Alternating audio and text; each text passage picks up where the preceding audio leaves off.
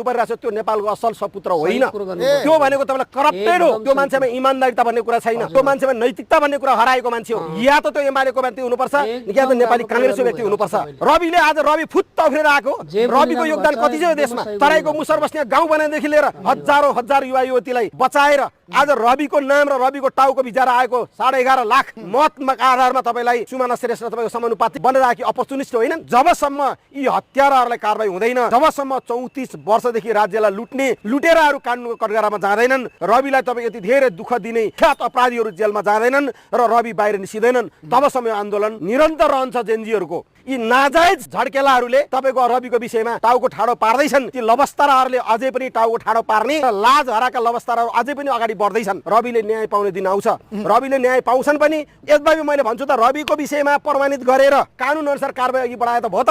1 वर्षदेखि तपाईलाई व्यक्तिलाई पूर्वपक्ष भन्दै थुन्ने यही तथा